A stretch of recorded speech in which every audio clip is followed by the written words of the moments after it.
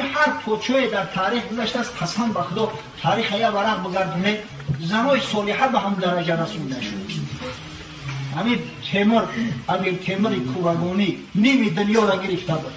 در زمان تیمور از تیمور پوچوی زودتر در تمام دنیا نبود. یک زن داشت با نام آیخونیم، آنم آیخونیم به همین درجه را رسونده. امروز موافقی درخواست یک برادرمان درباره امیر تیمور کی بود، زادگاهش کجاست، چرا او را تیموری لنگ مینامند معلومات میدهیم. همچنین شاید این برنامه به دو قسم تقسیم شود و درباره دولت تیموریان هم معلومات مفصل میدهیم. لطفاً تا آخر بیننده باشید. لایک را فراموش نسازید و به کانال ما ابونه شوید. تیمور سال 1336 در دهه خواجه علیخوار شهر کش در نزدیکی شهر سبز امروزه در خانواده ترغای نام قبیله برلاس مغول به دنیا آمده است. موافق اخبار سرچشمه ها تیمور نسبش را به قراچار نویان که از خویشاوندان چنگیزخان بود میرساند. پدر تیمور که ثروت نداشت زندگی را در ده اولاتر دانسته به شهر نرفته است. درباره شخصیت ترغای سرچشمه‌های تاریخی ذکر کردند که او با شیخان و درویشان بخصوص با شیخ شمس‌الدین کلال که عارف زمان خویش بود رابطه دوستانه داشت. تا هنوز معلومات دقیق دسترس نگردیده است که آیا بابای تیمور مسلمان بود یا نه. در هر صورت از جانب خاندان تیموری پذیرش دین اسلام نه دیرتر از زمان تولد تیمور یعنی تا سال 1336 به وقوع پیوسته است. پدر تیمور ترغای سال 1360 وفات میکند و در آرامگاه خانوادگی در شهر کش یعنی شهر سبز دفن میگردد. تیمور مرقد شیخ شمس‌الدین کلال آنجا بود.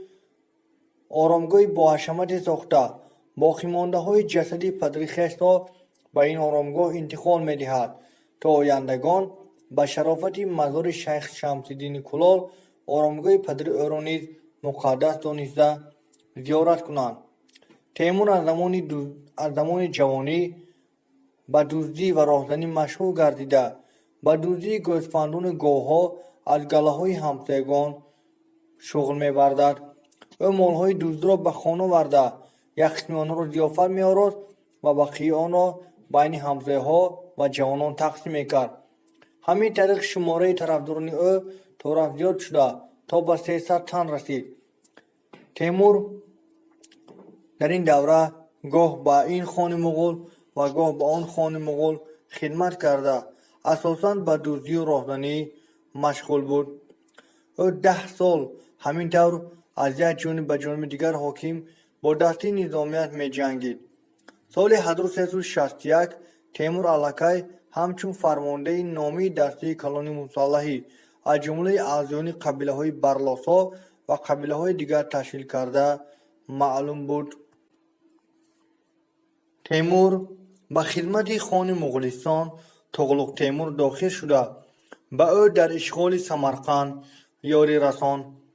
همچون مکافات برای خدمتش تغلق تیمور او را حاکم شهر کش شهر سبز امروزه تعیین نمود. ولی تیمور به این وظیفه قناعت نکرده به خدمت امیر بلخ امیر حسین رفت. حسین دشمن خان مغولستان تغلق تیمور بود.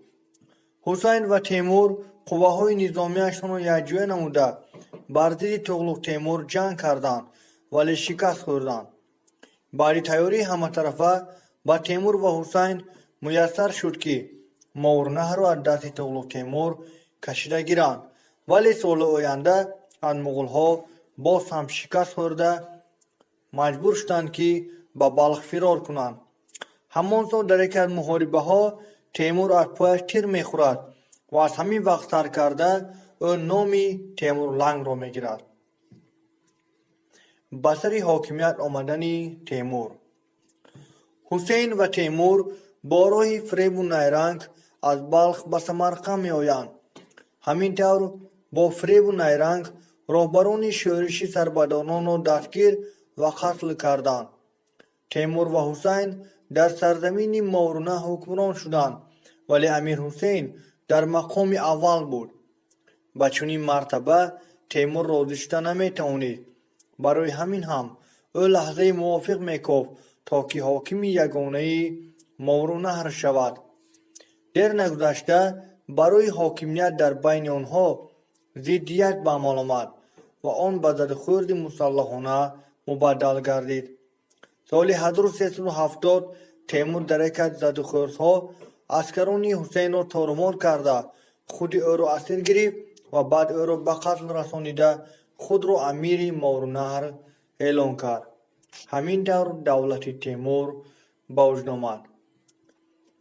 امیر تیمور لنگ با حکمرانی تنها سمرقند قناعت نکرده است.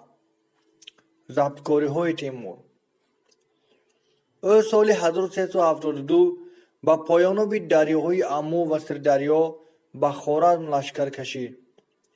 پس از لشکرکشی پنجمی سال 1388 او خوارزم و پایتختیان شهر اورگنج را که در اروپای شرقی و آسیای مرکزی مرکز کلانترین تجارتی بود فتح نموده به خاک یکسان کرد. تیمور اهالی این شهر را با زوری به سمرقند کوچانیده فرمود که شهر اورگنج را ویران و خراب و بعد شودگار کرده جو کنند. بعدی به دست آوردن خوارزم تیمور در طول چندین سال دیگر بر ضد خان مغول تختمیش خان مبارزه برد. تختمیش اولین خان ارده سفید و بعد خان ارده طلایی بود.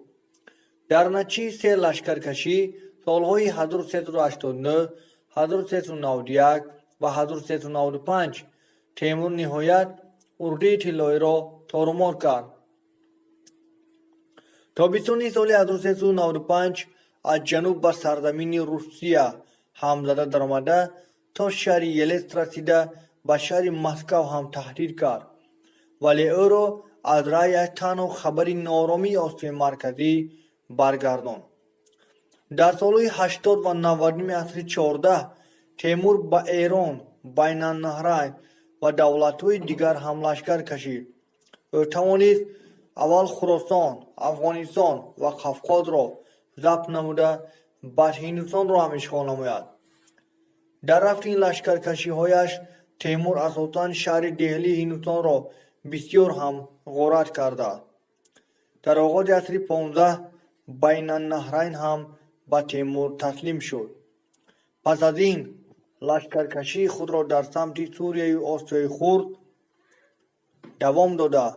سال 1402 ارتش یکی از لشکرکشان بزرگترین زمان سلطان ترکیه بایزید را تارمار کرده خود او را اسیر گرفت. بعد لشکرکشی با موفقیت بسیار ساله خود تیمور با غنیمت بزرگ و شان و شرف بی اندازه بلند به سمرقند برگشت. او به این ضبطکاری های خود هم قانع نشد. بعد تیاری نه چندان زیاد تیمور به چین لشکر کشید، ولی سال 1405 ناگهان در راه سفر به چین یعنی به خیتای در اترار بیمار شده وفات کرد. دوستان عزیز، قسم دومی این برنامه را در روزهای نزدیک به نشر میرسانیم. لطفاً فکر و ملاحظه و اندیشه های خود را کامنتاری نمایید و با دوستانتان توصیه کنید. برنامه های ما را پشتیبانی نموده لایک گذارید. تا برنامه های آینده خداوند همیشه مددگارتان. قصه میکند غازی از کافر بس سرفراز خواست مهلت تا که بگذارد نماز. میگه جنگ تنبتن میرفت بین یک مسلمان و یک کافر، هر دو پهلوان. جنگای پیش با تفنگ نبود، جنگای پیش با شمشیر و سینام بود. اگر به شرطی که در رقیبی هم تنگ ور میخوردن کار به درجه میرسید که چند شبانه روز جنگ شو دوام میکرد. یک روز توبیگاه جنگ میکردن، با میگفتن که صحبت باقی با پگه دوام میتیم. وقتی که در شمشیرزنی هر دش یک مهارت داشته باشن، جنگ خیلی دراز مدت میروه. خیلی جنگیدن به هم. وقتی نماز شد، مسلمان با مشرک گفت که اجازت میتی که من عبادت خدا را کنم. این نماز برای ما مسلمانان فرضی وقتی است، وقتش رسیده است. و اون مشرک هم رخصتش داد، گفت برا نماز تا بخون با بیا انشالله دوام میتیم. چون بشد غازیش کرد، باز آمد جنگ هر دم بهش کرد. مسلمان رفت نماز خواند. این برای ما و شما درس عبرت است برادرها. هر چی را بهانه کرده نماز خدا را قضا میکنه. مردک در حین جنگ جانش در کف دست، نماز در وقتش ادا میکنه. نماز میگه وقتی غازی خواند آمد، باز الله اکبر گفته جنگ دوام داد. بعد کافر را نماز زان خیش محل خواست، او نیز بیرون شد زی پیش. گوشه بگزید کافر پاکتر، پس نهاد او سوی بد بر خاک سر. همون مشرکا و کافران هم یک عبادت دارن بخچو. چیزی را عبادت میکنن، شاید بت عبادت کنن، شاید آتش عبادت کنن، شاید گاو و خره عبادت کنن. میگه این مشرک هم وقتی هم عبادتش که رسید، گفت جورا که ترا منم مهلت بتیده، منم عبادت ما انجام بتم. و وقتی رخصت گرفت، جای پاکیزه و تازه تر یافته، سرش در نزد همو بتش میگه گذاشت. غازیش چون دید سر بر خاک راه، گفت نصرت یافتم این جایگاه. غازی نگاه کرد که کافر سرش در خاک مونده است، گردنکش کج، همین آماده به مرگ است، که گفت خدا داد. این خیلی مومنت دیگه هیچ وقت نمیاد. خدا داد دستم. خواست تا تیغ زند او را نهان، شمشیر را کشید آزاد کفا اومد. غازی گفت میزنم سر شاید بدنش جدا میکنه، به همین جانم خلاص. کی میدونه آخر این جنگ چی میشود؟ خداوند همین امکان برام داد است که استفادهش برام.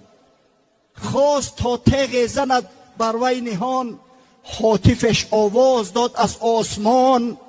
ای و اوف العهد بر ناخوانده، گشته کج بر عهد خود نامانده. چون نکویی کرد کافر پیش از این، نوجوان مردی مکن تو بیش از این.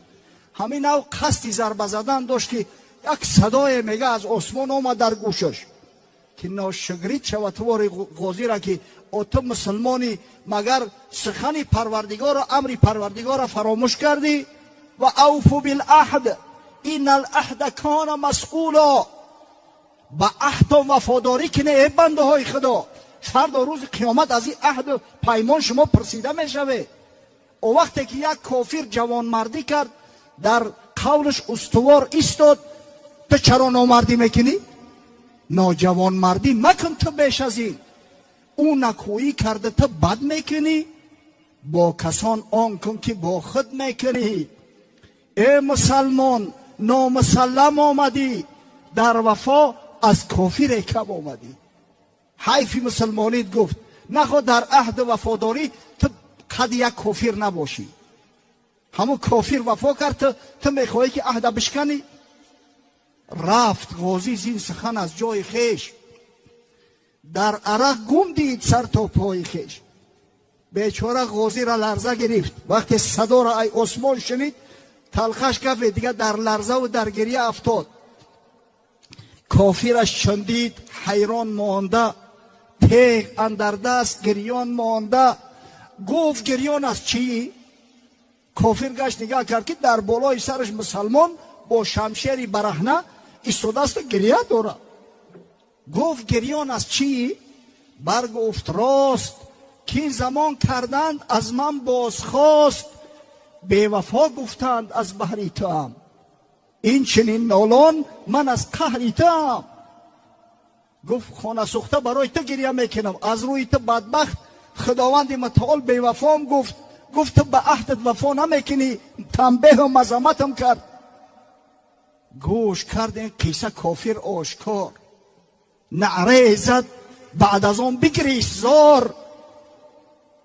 گفت جباره که با محبوب خیش، از برای دشمن مغضوب خیش، از وفاداری کنه چندین خطاب، بی‌وفایی چون کنم من بی حساب؟